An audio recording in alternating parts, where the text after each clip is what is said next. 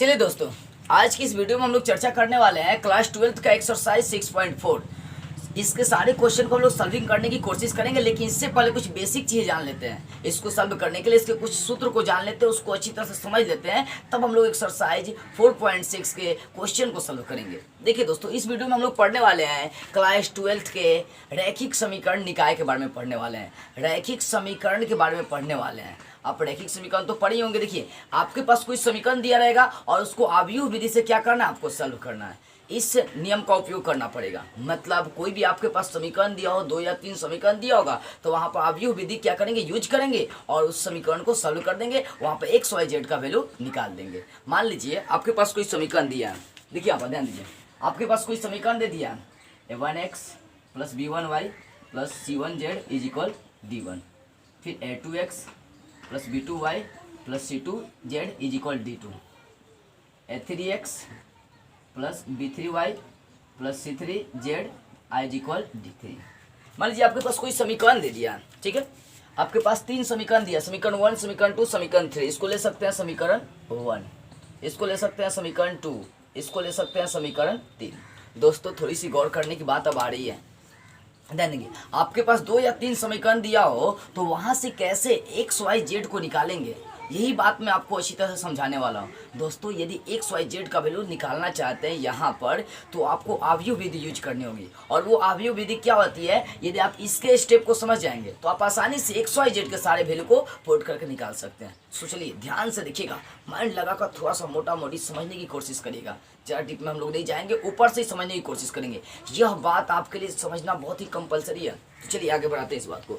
मान लीजिए आपके पास कोई समीकरण दिया है, 2 समीकरण दिया है या 3 समीकरण दिया है, तो वहां से कैसे स्टेप को आगे बढ़ाएंगे, इस बात को समझिए जरा। देखिए, जब आपके पास कोई 2 या 3 समीकरण दिया है तो वहां पे एक्स वाई जेड का जो गुणांक होगा, जैसे पहला समीकरण एक्स का गुणांक a1, वाई का गुणांक b1 और जेड का गुणांक कितना है, c1 है। और यहाँ पर समीकरण 2 में एक्स का गुणांक a2 है, वाई का गुणांक b2 है और जेड का गुणांक कितना है, c2 है। इसी प्रकार समीकरण 3 में भी एक्स वाई जेड का गुणांक है। तो आपके पास जो समीकरण दिया है वहाँ पर एक्स वाई जेड का जो गुणांक है उसको आव्यूह a मानकर चलेंगे। चलिए, माना कि लेट कर लेंगे, माना कि किसको मानेंगे, जो एक्स वाई जेड का गुणांक है उसको क्या मानकर चलेंगे, आव्यूह a। तो समीकरण 1 में एक्स वाई जेड का गुणांक क्या है, समीकरण 1 में एक्स का गुणांक a1, y का गुणांक b1 और z का गुणांक कितना है, c1। इसी प्रकार समीकरण 2 में x का गुणांक है a2 और y का गुणांक है b2 और z का गुणांक कितना है, c2। समीकरण 3 में गुणांक कितना है, a3, b3 और c3। देखिए दोस्तों, मैं क्या किया हूँ, इस बात को थोड़ा सा ध्यान से समझेंगे। जो भी आपके पास समीकरण दिया है ना, उस समीकरण में एक्स वाई जेड के गुणांक को क्या लेकर चलेंगे, आव्यूह a।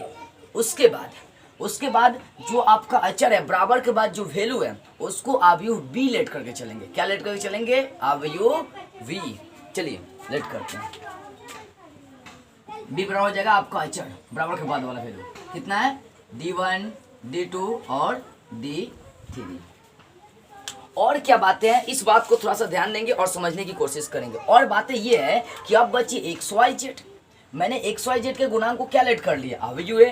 और जो अचर पद था, जो अचर था, उसको मैंने आव्यूह b ले लिया। अब देखिए, जो एक्स वाई जेड है जिसको डिफाइन करना है, उसको कैपिटल एक्स ले लेंगे। क्या लेंगे, कैपिटल एक्स, तथा एक्स बराबर एक्स वाई जेड। तो इतनी बातें आपको समझ में आनी चाहिए। सबसे पहली बात देखिए, जब भी आपके पास कोई समीकरण दिया हो, कोई रैखिक समीकरण दिया हो और वहाँ पे एक्स वाई जेड का वैल्यू निकालना हो, तो सबसे पहले काम करेंगे कि एक्स वाई जेड का जो समीकरण में गुणांक है उसको आव्यूह a लेट करेंगे। उसके बाद जो अचर है उसको आव्यूह b, और एक्स वाई जेड जो भी आपको डिफाइन करना है उसको कैपिटल एक्स लेट कर लेंगे। इतनी बातें सबसे पहले आपको क्लियर करना है। उसके बाद क्या करना है, यहाँ से समझते हैं। उसके बाद देखिए दोस्तों, उसके बाद इस समीकरण के अनुसार आपका बातें ये बन रहा है, इस समीकरण के अनुसार बातें ये बन रही है, a का x से गुना करेंगे तो कैपिटल b के वो बराबर होगा। क्यों, क्योंकि a जो है ना, कैपिटल x का मतलब समझ रहे हैं, एक्स वाई जेड, और a का मतलब समझ रहे हैं एक्स वाई जेड का गुणांक। तो एक्स वाई जेड के गुणांक से गुना करेंगे तो ये वाली बातें आपकी आ सकती है। मतलब इसके अनुसार ये वाला आपका फॉर्मूला बन रहा है x प्लस एक्स बराबर b, एक्स बराबर b।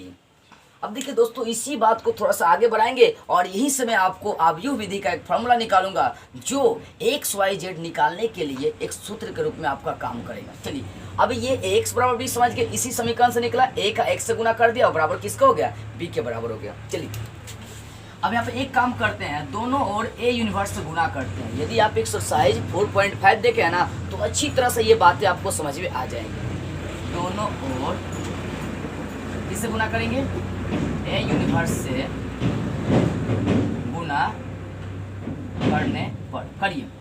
देखिए यहाँ पर एक्स का गुना किससे कर देंगे, ए यूनिवर्स से, और बी का गुना किससे कर देंगे, ए यूनिवर्स से। दोनों ओर मैंने किससे गुना कर दिया, ए यूनिवर्स से। अब एक फॉर्मूला मैं आपको बताया था, आपको याद होनी चाहिए, जब ए का ए यूनिवर्स से गुना करेंगे तो क्या बन जा रहा था, आई बन जा रही थी। ये आपको बातें याद है ना, क्या बन जाएगी, ए का ए यूनिवर्स से गुना करेंगे तो क्या बनेगा, आई बनेगा। इस बात को अच्छी तरह से याद रखना पड़ेगा, ठीक है। उसके बाद देखिए यहाँ पर ए का ए इनवर्स से गुना करेंगे तो आई बचेगा, आई इंटू क्या आपका एक्स है, अब बराबर बी ए यूनिवर्स। और ये भी बात है, आई का किसी भी संख्या से चाहे किसी भी चर से गुना करेंगे तो चेंजअप नहीं होगा। आई का एक्स से गुना करेंगे तो ये एक्स बन गया, अब बराबर कितना हो गया, बी ए यूनिवर्स। यही जो आपका है ना, इसी को बोलेंगे अवयव विधि। क्या बोलेंगे, अवयव विधि से एक्स वाई जेड का वैल्यू निकालने का सूत्र है। या इसको ऐसे भी लिख सकते हैं, एक्स बराबर ए इनवर्स को पहले लिख सकते हैं, एक्स बराबर ए यूनिवर्स बी। इसी को हम लोग बोलते हैं अवयव विधि, अवयव विधि। इसको क्या बोलते हैं हम लोग, अवयव विधि। देखिए दोस्तों, कुछ नहीं करना, ये स्टेप यदि समझ में आ रही है तो आप आसानी से निकाल सकते हैं। इसके बाद सबसे पहली बात कि जब भी आपके पास कोई समीकरण दिया हो तो वहाँ पर एक्स वाई जेड का जो गुणांक है उसको अवयव ए लेट करना है, और जो अचर पद है उसको अवयव वी लेट करना है, जैसा कि मैं लेट कर चुका हूँ। और एक्स वाई जेड है जिसका वैल्यू डिफाइन करना आपको, उसको कैपिटल एक्स लेट करके चलेंगे। उसके बाद उसके अनुसार आपका ये वाला फॉर्मूला बना है, एक्स बराबर बी। मैंने क्या किया, यहाँ पर दोनों ओर ए इनवर्स से गुना किया, उसके बाद एक्स बराबर फॉर्मूला बन गया बी ए इनवर्स, या बन गया एक्स बराबर ए इनवर्स बी। तो ये जो फॉर्मूला कहलाएगी, इसको अवयव विधि से एक्स वाई जेड का वैल्यू निकालने का सूत्र हो गया, इसको अवयव विधि बोलते हैं। ये जो सूत्र है, यह इस सूत्र का क्या नाम है, अवयव विधि से एक्स वाई जेड निकालने का यह फॉर्मूला है, यह सूत्र है। इसको याद रखिएगा, मतलब अवयव विधि से एक्स वाई जेड का फॉर्मूला निकालना है। एक्स वाई जेड का वैल्यू निकालने के लिए कौन सा फॉर्मूला है, तो वह है एक्स बराबर ए यूनिवर्स बी, या एक्स बराबर बी ए यूनिवर्स। इतना क्लियर होने के बाद अभी 2-3 कंडीशन और आपको जानना पड़ेगा, जांचना ये पड़ेगा। देखिए दोस्तों, सबसे पहली बात है, हमें जांचना पड़ेगा कि जो समीकरण दिया हुआ है वो संगत है कि असंगत है, क्योंकि संगत होगा तभी जाकर हम वहाँ पे एक्स वाई जेड का वैल्यू निकाल सकते हैं, और असंगत होगा तो वहाँ पे एक्स वाई जेड का वैल्यू निकालना असंभव है। ये शायद क्लास 10 में आप पढ़ चुके हैं, पढ़े थे कि जब संगत होगा तो वैल्यू आप वहाँ पर क्या कर सकते हैं, एक्स वाई जेड का निकाल सकते हैं। सो चलिए, यहाँ पर भी चेक करने के लिए 2-3 कंडीशन हम लोग को पढ़ना पड़ेगा। पहली बात है, ये समझ लेते हैं। देखिए, जब भी आपको एक्स वाई जेड का समीकरण दिया हो, एक्स वाई जेड का वैल्यू निकालना हो, तो ये फॉर्मूला अप्लाई करेंगे, एक्स बराबर ए यूनिवर्स बी। इसको क्या बोलते हैं, अवयव विधि से एक्स वाई जेड का वैल्यू निकालने का फॉर्मूला बोलते हैं। चलिए, अब देखिए, थोड़ी सी बातें मैं आपको ये बताना चाहता हूँ कि कोई भी समीकरण इसके अनुसार अवयव विधि से संगत कब होता है। देखिए दोस्तों, एक बात, सबसे पहली बात एकदम क्लियर कर लीजिएगा कि जब ए, जो भी आपके पास अवयव ए है, जिसको आप एक्स वाई जेड को अवयव ए लेट करके चले हैं, उसका क्या निकालेंगे, डेट निकालेंगे। यदि उसका det is not is equal 0 हो जा रहा है, मतलब जब अवयव ए का डेट निकालेंगे और उसका वैल्यू 0 के बराबर नहीं होगा, तो उस कंडीशन में बोलेंगे कि जो समीकरण निकाय हैं वह क्या है, संगत है। थोड़ा सा फिर से आते हैं, कमेंट फिर से देखिए, अवयव ए दिया है, अवयव ए का क्या निकालेंगे, डेट निकालेंगे, डिटर्मिनेंट निकालेंगे, और उसका वैल्यू यदि 0 के बराबर नहीं है, तब वह अवयव क्या कहलाएंगी, तब वह समीकरण क्या कहलाएंगी, संगत कहलाएंगी। ओके, ये पहली कंडीशन। अब दूसरी कंडीशन में थोड़ा सा हेर फेर है, थोड़ी सी माइंड लगाने वाली बातें आई है। चलिए, मान लीजिए यदि आपके पास डेट ए का वैल्यू 0 के बराबर आ गया, तब तो आप बोलेंगे कि असंगत है, नहीं, ऐसा कुछ भी आप नहीं कह सकते हैं। यदि डेट ए का वैल्यू 0 के बराबर आ गया तो वहां से बातें आपको आगे बढ़ानी पड़ेगी। बात सीधी सी है, वहां से बातें क्या आगे बढ़ानी है, एक आपको एडजॉइंट निकालना पड़ेगा। क्या निकालना पड़ेगा, एडजॉइंट। और उसका गुना किससे करना पड़ेगा, बी से। यदि यहाँ पर शर्त अब समझने वाली बात आ रही है, ध्यान से फिर से आ रहे हैं। यदि डेट ए का वैल्यू 0 के बराबर नहीं होगा तब जाकर वो संगत होगा। और मान लीजिए कभी कल डेट ए का वैल्यू 0 के बराबर आ गया, 0 के बराबर आ गया, तब क्या बोलेंगे कि वो असंगत है? नहीं, वहाँ से बातें आपको क्या करनी पड़ेगी, आगे बढ़ानी पड़ेगी। और वो कौन सी बातें आगे बढ़ानी पड़ेगी, थोड़ा सा यहाँ पर माइंड लगाकर हम लोग समझ लेते हैं।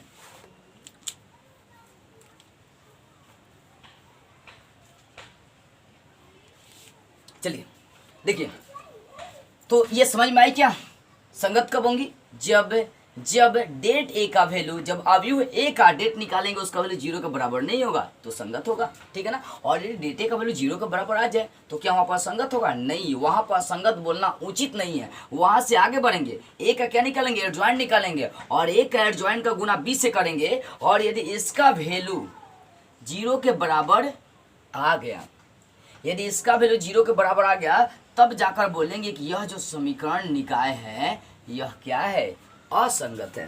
क्या बोलेंगे, यह जो समीकरण निकाय है यह क्या है, असंगत। और यह जो समीकरण निकाय है असंगत या संगत, यहाँ पर कुछ भी हो सकता है। इस बात को थोड़ा सा ध्यान दीजिएगा। देखिए मैं इस बात को थोड़ा सा यहाँ पर लिख रहा हूँ, या तो इस कंडीशन में संगत हो सकता है और नहीं तो क्या हो सकता है, असंगत हो सकता है, असंगत। थोड़ी सी बात को आते हैं फिर से यहाँ पर देखते हैं। यदि डेटे का वैल्यू 0 के बराबर नहीं होगा तो उस कंडीशन में समीकरण निकाय संगत होगा। यदि डेटे का वैल्यू 0 के बराबर होगा तो वहाँ से बातें आगे बढ़ाएंगे, वहाँ से ए का एडजॉइंट निकालेंगे, उसका गुना बी से करेंगे। यदि एडजॉइंट ए और बी का गुणनफल 0 आ गया तो बोलेंगे कि वह जो समीकरण निकाय है वह या तो संगत हो सकती है नहीं तो असंगत हो सकती है। मतलब उसका अनंत हल हो सकता है या हल नहीं भी हो सकता है। यदि मान लीजिए इसका वैल्यू 0 के बराबर नहीं आया, adjoint A into B is not is equal 0, आपने ए का एडजॉइंट निकाला, फिर उसका बी से गुना किया, और यदि उसका वैल्यू 0 के बराबर नहीं आया, इज नॉट इज इक्वल 0 आ गया, तो उस कंडीशन में जो समीकरण निकाय होता है ना वो होता है असंगत। इसी कंडीशन में क्या होता है, समीकरण निकाय असंगत होता है। इस बात को थोड़ा सा ध्यान से समझ लीजिए क्योंकि यही बातें आपके लिए फायदेमंद हैं। और इस कंडीशन में ध्यान देंगे। देखिए, तो संगत असंगत पहचानने के लिए मैं आपको सिंपली बता दिया कैसे पहचानेंगे। सो एक बार और मैं परिचर्चा करने जा रहा हूँ, ध्यान से समझेंगे। देखिए दोस्तों, कोई भी समीकरण निकाय संगत तब होगा जब अवयव ए का डेट निकालेंगे और उसका वैल्यू 0 के बराबर नहीं होगा, तब बोलेंगे कि वह जो समीकरण निकाय है वह क्या है, संगत है। और यदि डेट ए निकालते हैं और उसका वैल्यू 0 के बराबर आ जाती है तो वहाँ पर असंगत नहीं बोलेंगे, वहाँ से बातें आगे बढ़ाएंगे, वहाँ से ए का क्या निकालेंगे, एडजॉइंट निकालेंगे। और यदि ए का एडजॉइंट निकाले तो उसका गुना किससे कर देना, बी से। तो ए का एडजॉइंट निकालेंगे, यदि उसका गुना बी से करेंगे और गुना करने के बाद उसका वैल्यू 0 के बराबर आ गया, यदि एडजॉइंट ए का गुना बी से कर दिए और गुना करने के बाद उसका वैल्यू 0 आ गया, तो उस कंडीशन में बोलेंगे कि यह संगत या असंगत कुछ भी हो सकता है। मतलब या तो इनके अनंत हल हो सकते हैं और नहीं तो कोई हल नहीं हो सकता है। ये बातें क्लियर कर लीजिए पहले। यदि डेट ए का वैल्यू 0 के बराबर आ गया तो वहाँ पर संगत या असंगत की पहचान नहीं करेंगे, वहाँ से बात को आगे बढ़ाएंगे, वहाँ से ए का एडजॉइंट निकालेंगे और उस एडजॉइंट का गुना दूसरी अवयव बी से करेंगे। यदि उनका गुणनफल 0 के बराबर आ गया तो बोलेंगे कि वह जो समीकरण निकाय है या तो संगत हो सकती है नहीं तो असंगत हो सकती है। मतलब उस समीकरण निकाय का हल या तो अनंत हो सकता है और नहीं तो कोई हल नहीं हो सकता। दूसरी बात है, यदि adjoint A into B, adjoint A और बी दोनों का गुणनफल 0 के बराबर नहीं आया तो उस कंडीशन में जो समीकरण निकाय होता है उसका हल असंगत होता है। तो इस कंडीशन में जो समीकरण होता है वो क्या होता है, असंगत होता है। आई होप आपको ये बातें अच्छी तरह समझ में आई होगी। चलिए एक बार और मैं फिर चर्चा करने जा रहा हूँ ध्यान से, उसके बाद एग्जाम्पल देकर मैं आपको समझा दूंगा। ध्यान से समझने की कोशिश करिएगा। देखिए, जब आपके पास कोई समीकरण दिया रहेगा तो वहाँ पर क्या करेंगे, जो XYZ का गुणांक होगा उसको अवयव ए लेट करना है, जो अचर होगा उसको अवयव बी लेट करना है, और जो XYZ का वैल्यू जो आपको डिफाइन करना है उसको कैपिटल X लेट करना है। उसके बाद आपको अवयव विधि से ये फॉर्मूला लगाना होगा, X बराबर A इनवर्स B, वहाँ से वैल्यू रखना होगा और XYZ का क्या करना पड़ेगा, वैल्यू वहाँ से आप क्रिया करके निकाल सकते हैं। ओके, लेकिन देखिए अब सबसे पहली बात है, कोई भी आपको समीकरण दिया तो उसको पहले चेक कर लीजिएगा कि वो संगत है कि असंगत है। संगत होगा तो ही गाड़ी को आगे बढ़ाना है, मतलब तो ही प्रोसेस को आगे बढ़ाना है, तो ही उस समीकरण को हल भी करना है। हेलो दोस्तों, ध्यान से समझेंगे। जब समीकरण निकाय संगत होगा तभी जाकर वहाँ पर एक्स वाई जेड को डिफाइन कर सकते हैं, निकाल सकते हैं। तो संगत किन कंडीशन में होता है? एक कंडीशन में, यदि डेट ए का वैल्यू जीरो के बराबर नहीं होगा, मतलब det A is not is equal zero होगा, तो उसमें बोलेंगे जो समीकरण निकाय है वह क्या है? संगत है। और यदि डेट ए का वैल्यू जीरो के बराबर आ गया तो उस समय ये बोलना उचित नहीं होगा कि वो संगत है या असंगत है। वहाँ से बात को आगे बढ़ाना पड़ेगा। ए का क्या निकालेंगे? एडजॉइंट निकालेंगे और उस एडजॉइंट का गुना बी से गुना करेंगे। यदि एडजॉइंट ए इंटू बी का गुणनफल जीरो के बराबर आ गया तो वहाँ पर बोलेंगे कि समीकरण निकाय संगत है या असंगत है। मतलब वहाँ समीकरण का हल या तो कोई हल नहीं हो सकता है, कोई भी हल नहीं होगा, या तो अनंत हल होगा। यदि एडजॉइंट ए का गुना बी से गुना करेंगे, यदि एडजॉइंट ए का गुना बी से करेंगे और वहाँ पर जीरो के बराबर वैल्यू नहीं है तो बोलेंगे कि वह समीकरण निकाय क्या है? असंगत है। इस बात को थोड़ा सा पहले ऑब्जर्व कर लीजिए, अच्छी तरह से स्क्रीनशॉट भी ले लीजिए।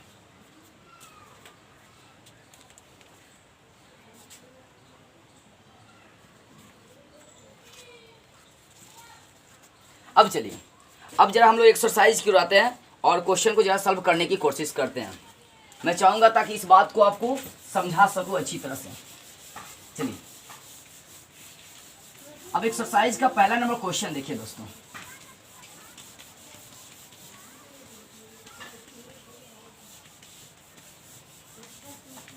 देखिए, एक्सरसाइज 4.6 का क्वेश्चन नंबर 1 देखिए। बोल क्या रहा है? पहले हेडिंग पढ़ लीजिए। हेडिंग में बोल रहा है कि निम्नलिखित प्रश्नों में 1 से 6 तक दी गई समीकरण निकायों का संगत अथवा असंगत के रूप में वर्गीकरण कीजिए। मतलब देखिए, जो क्वेश्चन नंबर 1 से 6 तक आपको दिया है बुक में, बुक खोलकर देखिए और समझिए। 1 से जो 6 तक क्वेश्चन दिया है उसमें पहले यही जांच करना है कि वो संगत है या असंगत है। मतलब वहाँ पर हल नहीं निकालना है, एक्स वाई जेड का वैल्यू डिफाइन नहीं करना है। वहाँ पर बताना ये है कि जो समीकरण निकाय दिया है वो संगत है या असंगत है। तो चलिए हम लोग देखते हैं, जांच करते हैं, क्योंकि आप तो जान चुके हैं अच्छी तरह से। पहला क्वेश्चन को हम लोग क्या करते हैं? टच करते हैं। पहला क्वेश्चन को उठाते हैं। देखिए क्वेश्चन नंबर 1 क्या दिया। क्वेश्चन नंबर 1 दिया है x प्लस 2y बराबर 2। 1 में समीकरण दिया, 2 समीकरण दिया, x प्लस 2y बराबर 2 और उसके बाद दिया 2x प्लस 3y बराबर 3। और जांच करना है कि यह जो समीकरण निकाय है यह संगत है या असंगत है। इस बात को थोड़ा सा ध्यान से समझेंगे और गौर करने की कोशिश करेंगे। चलिए, पहली बात मैं क्या आपको बताया था कि जो एक्स वाई जेड का गुणांक होगा, यहाँ पर जेड वाला नहीं है तो एक्स वाई चर्चा करिए। एक्स वाई का जो गुणांक है उसको अभी ए लेट कर लीजिए, ठीक है। उसके बाद जो अचर है उसको अभी बी, और जो निकालना है एक्स वाई जेड जो भी है उसका वैल्यू निकालना, उसको कैपिटल एक्स लेकर चलना है। इतनी बातें हर समीकरण से क्लियर करना पड़ेगा। चलिए बढ़ाते हैं। तो माना कि ए बराबर एक्स वाई का गुणांक लिखिए, एक्स का गुणांक 1 और वाई का गुणांक 2 है। यहाँ पे एक्स का गुणांक 2 है और वाई का गुणांक कितना है? 3 है। इसको अभी ए लेट कर लिया। उसके बाद अचर को लेट करेंगे, अचर को बी लेट करेंगे। क्या है? 2 3, ये ना 2 3, ये अचर हो गया, ठीक है। अब देखिए उसके बाद जो निकालना है एक्स वाई जेड का वैल्यू निकालना, तो उसको क्या लेते हैं? कैपिटल एक्स ले लेते हैं। तो एक्स वाई ये दो वैल्यू आपको निकालना है। अब देखिए इतना करने के बाद आपको अवयव ए का डेट निकालना पड़ेगा। क्यों? क्योंकि जांच करना है ये संगत है कि असंगत है। तो जांच करने के लिए आपको ये बता दिया था कि डेट ए का वैल्यू जब 0 के बराबर होगा तो वहां पर जो समीकरण निकाय होगा वहां पर यह कहना उचित नहीं होगा कि वो संगत है अथवा असंगत है। वहां से बात को आगे बढ़ाते हैं, वहां से बात को आगे ये बढ़ाते हैं कि ए का एडजॉइंट निकालते हैं, उसका गुना बी से करते हैं। यदि उसका वैल्यू 0 के बराबर होगा तो वो संगत अथवा असंगत हो सकता है, कुछ भी हो सकता है दोनों में सर। या यदि वहां पर बताया था एडजॉइंट ए का गुना बी से गुना करेंगे, एडजॉइंट ए का बी से गुना करेंगे और उसका वैल्यू 0 के बराबर नहीं है, तो उस कंडीशन में वो असंगत होगा। यह बात मैं आपको सबसे पहले क्लियर कर चुका। और वहीं पे एक बात और बताया था शुरू में ही कि यदि एडजॉइंट ए का वैल्यू यदि डेट ए का वैल्यू 0 के बराबर नहीं है, यानी det A is not is equal 0 है, तो वहां पर बोलेंगे कि जो समीकरण है वह क्या है? संगत है। ओके, चलिए तो यहाँ पर डेट ए का वैल्यू निकाल लेते हैं और समझ लेते हैं। इसलिए ए का डेट निकालते हैं। तो ए का वैल्यू कितना है? 1 2 2 3 है। इसका डेट निकालते हैं, क्रॉस मल्टीपल करिए। 1 का 3 से गुना करेंगे 3, घटा 2 का 2 से गुना करेंगे 4, तो कितना आ गया? 3 में से 4 घटा -1। चूंकि डेट ए का value is not is equal क्या हो गया? 0। अब जानते हैं जब डेट ए का वैल्यू 0 के बराबर नहीं होता है तो वह समीकरण क्या होता है? संगत होता है। लिख सकते हैं, अतः यह समीकरण निकाय अतः यह समीकरण निकाय क्या है, संगत है।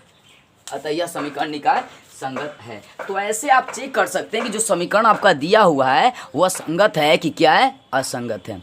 ऐसे आप क्या कर सकते हैं, चेक कर सकते हैं। ओके, अब देखिए क्वेश्चन नंबर 2 यहीं पर हम लोग समझ लेते हैं, वो भी समझ लेते हैं। क्वेश्चन नंबर 2 दिया हुआ है 2x - y = 5, पहला समीकरण दिया।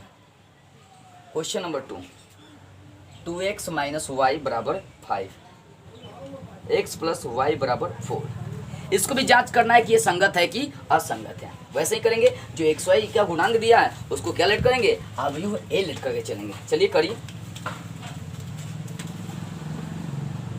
माना कि ए बराबर एक्स वाई, एक्स का गुणांक क्या है समीकरण 1 में, एक्स वाई का गुणांक है। देखिए समीकरण 1 में एक्स का गुणांक 2 है और वाई का गुणांक -1 है। देख सकते हैं यहाँ पे एक्स का गुणांक 1 है और वाई का गुणांक कितना है, 1 है। ठीक है, और उसके बाद जो अचर है उसको बी लेट करके चलेंगे। अचर क्या है, 5 4। उसके बाद जो वैल्यू आपको निकालना है एक्स वाई, इसको क्या कैपिटल एक्स लेंगे, एक्स वाई। हो गया। इतनी करने के बाद आप क्या निकालेंगे, ए का डेट निकालेंगे। अभी जो ए है उसका डेट निकाल लीजिए। डेट निकालते हैं, क्या है 2 - 1 1 1, क्रॉस मल्टीपल करें, 2 का 1 से गुणा करेंगे 2, अब बीच में माइनस है, माइनस का +1 हो जाएगा। ठीक है ना, 2 1 कितना होगा, 3 होगा। यहाँ भी आपको देखने को मिलेगा कि डेट ए का value is not is equal 0, 0 के बराबर नहीं है। जब 0 का बराबर नहीं होगा तो दोस्तों उस कंडीशन में अतः समीकरण निकाय का, अतः समीकरण निकाय क्या है, संगत है। जब डेटा का वैल्यू, जब डेट ए का वैल्यू 0 के बराबर नहीं होगा तो वो समीकरण निकाय क्या होगा, संगत होगा। ओके, इन दोनों क्वेश्चन से आप स्पष्ट कर चुके होंगे कि कैसे चेक करना आपको संगत है कि असंगत है। चलिए अब देखिए क्वेश्चन नंबर 3 को जरा सा हम लोग देखते हैं और समझते हैं। क्वेश्चन नंबर 1 से 6 तक ही आपको ये करना है। क्वेश्चन नंबर 1 से 6 तक आपको ऐसे ही करना है, जांच करना है कि वो संगत है या असंगत है, वो क्या है, इस बात को डिफाइन करना, पूरा का पूरा क्लियरली डिफाइन करना आपको। चलिए थोड़ा सा क्वेश्चन नंबर 3 को देखते हैं। क्वेश्चन नंबर 3 दिया क्या है,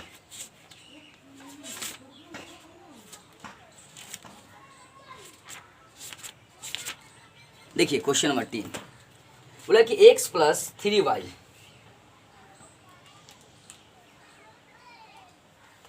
+ 3y = 5।